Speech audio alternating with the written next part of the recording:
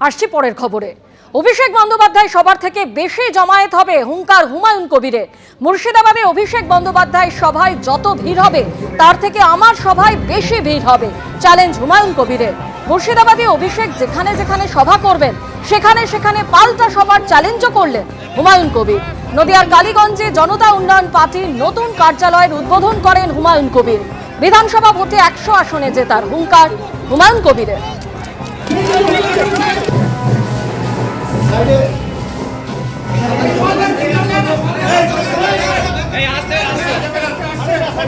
আমার টার্গেট 10 লাখ, আমার টার্গেট 10 লাখ।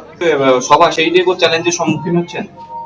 হ্যাঁ, কিছু পাতাখোররা আছে, কিছু তৃণমূলের যারা চেটে খায়, তোলাবাজি করে খায়, বালির ঘাট থেকে তোলা তুলে, পাথরের গাড়ি থেকে তোলা তুলে, পুলিশের সঙ্গে যোগসাজশ করে যারা তোলা তুলে, তারা আমাকে গো ব্যাক বলছে, বিজেপির বি টিম বলছে। আগামী নির্বাচনের ময়দানে যখন হুমায়ুন কবির 294টা আসনে না হলেও 182টা আসনে যেদিন প্রতিদিন প্রচারে যাবে, সেদিন এইসব কে বি টিম আর কে এ টিম আর কে সি টিম তার প্রমাণ মানুষের কাছে তুলে দেবে। আসি পরের খবরে। উত্তর হাওড়ার উড়িয়াপাড়ায় শুট আউটের ঘটনা ঘটে গেল, যেখানে গুলিবিদ্ধ হয়েছেন একজন যুবক। তাকে হাওড়া হাসপাতালে ভর্তি করা হয়েছে। তদন্তে নেমেছে গোলাবাড়ি থানার পুলিশ। উত্তর হাওড়ার ঘটনা, যেখানে রাতারাতি শুট আউট, গুলিবিদ্ধ হয়েছেন এক যুবক যার নাম তারক বারিক। আহত যুবককে হাওড়া হাসপাতালে ভর্তি করা হয়েছে। গোলাবাড়ি থানার পুলিশ তদন্তে নেমেছে। উত্তর হাওড়ার উড়িয়াপাড়ায় শুট আউট, এক যুবকের গুলিবিদ্ধ হওয়ার খবর পাওয়া যাচ্ছে। আহত অবস্থায় হাসপাতালে চিকিৎসাধীন। সুনীত হালদার আমাদের প্রতিনিধি রয়েছেন আমাদের সঙ্গে। সুনীত, কি ঘটেছে? দেখো, গতকাল গভীর রাতে ঘটনাটি ঘটে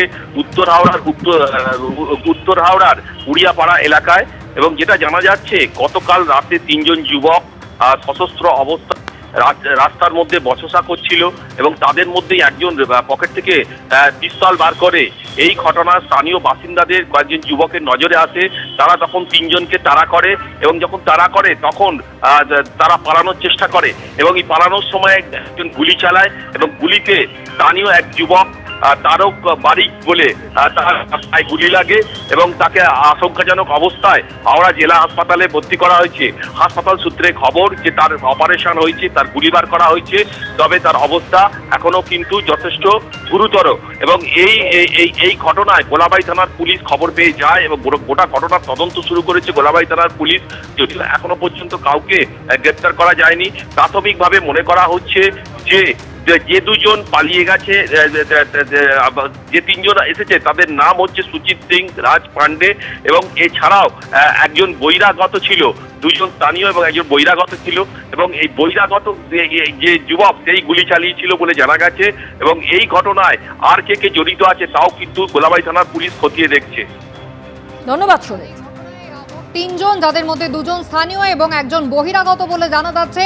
3 জনই পলাতক। হাওড়া পুলিশ, গোলাবাড়ি থানার পুলিশ ইতিমধ্যেই তদন্তে নেমেছে। সরাসরি চলে যাব চাপাডালিতে। যুব দিবস পালন বিজেপি। শ্রমিক ভট্টাচার্য কি বলছে? একটাই, আপনাদের উপাসনা পদ্ধতি। হিন্দু মুসলমান দুটি পৃথক জাতি একই সঙ্গে থাকতে পারে না। Minority has a right to self determination, আত্মনিয়ন্ত্রণের অধিকার চাই। তাই আপনারা এখানে চলে এসেছেন। যতক্ষণ 30% থাকবে ততক্ষণ ভারতবর্ষের সংবিধান থাকবে। যখনই 40% পেরোবে তখনই কিন্তু বলবে এখানে আমার শরিয়ত চাই। এই র্যাডিক্যালাইজেশন আজকে সারা পৃথিবীর কাছে একটা অভিশাপ হিসেবে পৌঁছে গেছে। It's a curse to human civilisation, it's a cancer to human civilisation, it's a monster, একটা দৈত্য। একে ভাঙতে হবে, একে শেষ করে দিতে হবে। ভারতবর্ষকে দারুল হার্ব, যুদ্ধভূমি বলে, নাপাক অপবিত্র বলে যারা দেশ ছেড়ে চলে গিয়েছিল, তারা আবার এখানে ঢুকে পড়েছে। তারা আবার এখানে ঢুকে এই দেশে বাবরি মসজিদ বানাবার প্রচেষ্টা করেছে। এটা কোনো হিন্দু মুসলমানের লড়াইয়ের ক্ষেত্র নয়।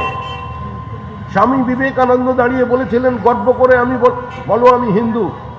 তিনি বলেছিলেন হিন্দু থেকে একজন চলে যাওয়ার অর্থ এটা নয় যে একজন সংখ্যায় কমে যাওয়া, একজন শত্রু সৃষ্টি হওয়া। কেন বলেছিলেন? স্বামী বিবেকানন্দ বলেছিলেন ব্রিটিশ আমাদের দেশে এসেছে এক হাতে তরবারি নিয়ে আর অন্য হাতে বাইবেল নিয়ে। এই জোর করে ধর্মান্তকরণ সারা পৃথিবী আজকে এর থেকে মুক্তি চাইছে। মুক্তি তো পাবেন, কিন্তু তার জন্য সংঘবদ্ধতার প্রয়োজন আছে।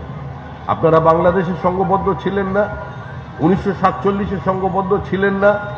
যদি আমরা সচেতন হতাম, সংঘবদ্ধ হতাম, আমরা দাঁড়িয়ে যদি একটি গৃহযুদ্ধ ফেস করতে পারতাম, যদি আমাদের মনের মধ্যে প্রবল ইচ্ছা থাকতো যে আমরা হতে দেব না পাকিস্তান, যদি আমরা বন্দে মাতরমের অঙ্গচ্ছেদ 37 সালের 26শে ডিসেম্বরে কলকাতার মাটিতে না করতাম, আমাদের মধ্যেও আরেকজন বিসমার্ক জন্ম নিত, আমাদের মধ্যেও ওই কংগ্রেস নেতৃবৃন্দের মধ্যেও আরেকজন আব্রাহাম লিঙ্কন উঠে আসতো। তিনি বলতেন আব্রাহাম লিঙ্কনের মতো, I do not believe in 2 nation, I believe in 1 nation. 4 বছর ধরে আমেরিকার গৃহযুদ্ধ চলেছিল, 4 লক্ষ মানুষ প্রাণ দিয়েছিলেন। আর আমরা যারা ভারত ভাগ করেছি, আমাদের কারণে 20 লক্ষ মানুষের প্রাণ গেছে, কিন্তু সেই অভিশাপ থেকে এখনো আমরা মুক্ত হতে পারিনি। আজ আবার সম্মুখ সমরে এসে গেছে। মুর্শিদাবাদ মালদার পরিস্থিতি আপনারা দেখছেন। আরন চ্যান্সেলর বিসমার্কের কথা স্মরণ করুন। বিসমার্ক বলেছিলেন, when enemy at your doorstep, that problem cannot be sorted out by eloquence, it requires action, you have to fight and fight vigorously। আজকে সেই অবস্থায় পৌঁছেছে ভারতবর্ষ, সেই অবস্থায় পৌঁছেছে পশ্চিমবঙ্গ। আরে যদি মাটি থাকে, যদি রাষ্ট্র থাকে, যদি দেশ থাকে, যদি রাজ্য থাকে, তবেই কংগ্রেস থাকবে, তৃণমূল থাকবে, বামপন্থীরা থাকবে, বিজেপি থাকবে। কারণ ওপার বাংলায় এরা কেউ থাকতে পারেনি। ওপার বাংলায় গান্ধীবাদ চলেনি, মার্ক্সবাদ চলেনি, একাত্ম মানববাদ চলেনি, রামনারায়ণ রাম চলেনি, অনুকূল ঠাকুর চলেনি, রাম ঠাকুর চলেনি, একই বৃন্তে দুটি কুসুম চলেনি। আজকে এই বহুত্ববাদের মাটিতে দাঁড়িয়ে, যে মাটি আমাদের ডক্টর শ্যামাপ্রসাদ মুখার্জি, এন.সি. চ্যাটার্জি, যদুনাথ সরকার, রমেশচন্দ্র মজুমদার, মেঘনাথ সায়রা উপহার দিয়েছেন, যে নদিয়ার অর্ধেকটা আমাদের জন্য রেখে গিয়েছেন রানী জ্যোতির্ময়ী, আজকে তাদের প্রতি শ্রদ্ধা জানাতে হবে। এই 12ই জানুয়ারি বিবেকানন্দের 163তম পূর্ণ আবির্ভাব দিবসে শুধু রক্তদান শিবির করলেই হবে না। রক্তদান তো আমরা করছি, আমরা একটা দিনকে পালন করছি, কিন্তু রক্তদান শিবির আমরা এই কারণেই সংগঠিত করেছি শ্যামাপ্রসাদ মুখার্জির নামে, যে আপনারা অন্যের প্রয়োজনকে মেটাতে রক্ত দিন, নিজেকে সুস্থ রাখতে রক্ত দিন। আর তার সঙ্গে সঙ্গে এই মঞ্চটা থেকে আমরা যে বার্তা দিতে চাইছি, এই ভ্রষ্টাচারের বিরুদ্ধে, এই ছিনতাইয়ের বিরুদ্ধে, ভারতীয় সংবিধানের এই অমর্যাদার বিরুদ্ধে, যুক্তরাষ্ট্রীয় ব্যবস্থাকে অস্বীকার করবার বিরুদ্ধে, একটা দুর্নীতিকে প্রাতিষ্ঠানিক স্বীকৃতি দেওয়ার বিরুদ্ধে, একজন মুখ্যমন্ত্রীর কার্যত ছিনতাই করার এই আচরণের বিরুদ্ধে আজকে সমাজ সংগঠিত হোক, যুব সমাজ সংগঠিত হোক, তাদের মেধার যেন মর্যাদা তারা পায়। আপনার বাড়ির ছেলে মেয়ের চাকরি যেন ভবিষ্যতে আর আলু পটলের মতো বিক্রি না হয়ে যায়, তার জন্য বিবেকানন্দের জন্মদিনে আপনাদের সংকল্পবদ্ধ হতে হবে। সবাই ভালো থাকবেন, আনন্দে থাকবেন। আজকের দিনের অনেক অনেক শুভেচ্ছা। ভারত মাতা কি জয়। এবিপি আনন্দ, এগিয়ে থাকে, এগিয়ে রাখে।